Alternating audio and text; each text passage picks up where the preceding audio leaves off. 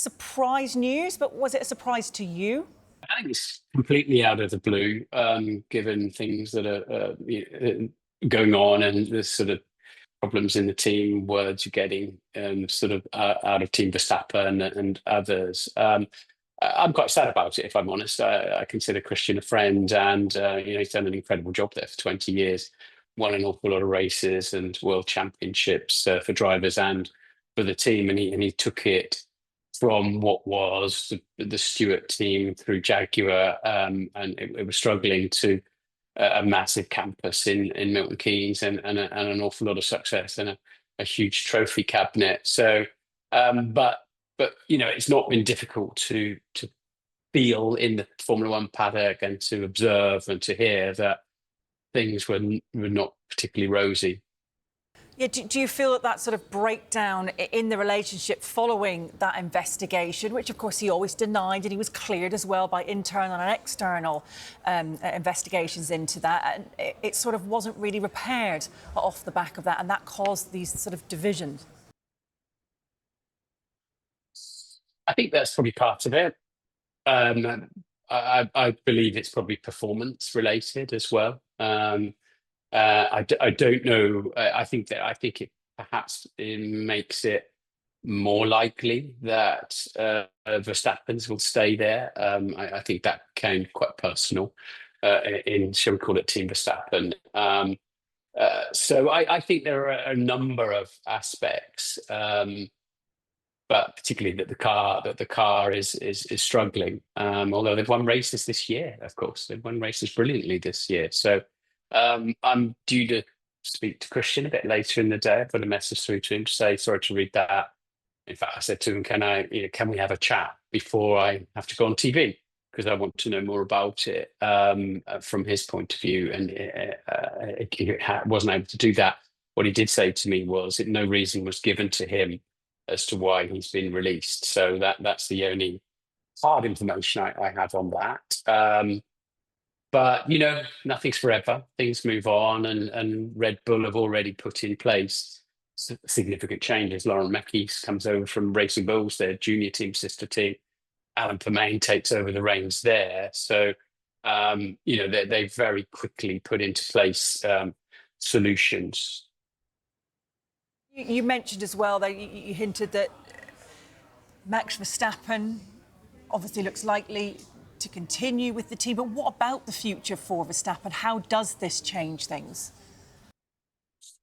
Well, it remains to be seen. I mean, every point, podium, victory, and world championship Max has through his own genius driving, it must be said, is in a Red Bull car, and he's often stated he wants to see his career out there if he can. But then they're debuting their own engine for the first time next year, and what is going to be the biggest change in Formula One history of car and power unit at the same time. So,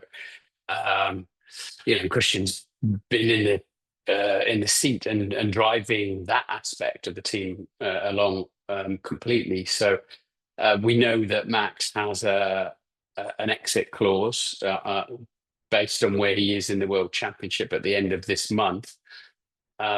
Does this mean he's more likely to go, more likely to stay? I can only surmise it means he's more likely to stay at the team. Look, Christian's been at the helm there for an incredible, as you mentioned, 20 years. How difficult will it be for them to move on? Obviously, we're through the season at the moment as well, just off the back of the British Grand Prix. We've got a couple of weeks before you go again. Yeah, the people that they're putting in place have got a lot of experience in Formula One, and the sort of maverick team boss. Is that era is the teams are so big now. That era is moving away. It's more a collection of specialists in different management roles rather than one team talisman out there, if you like.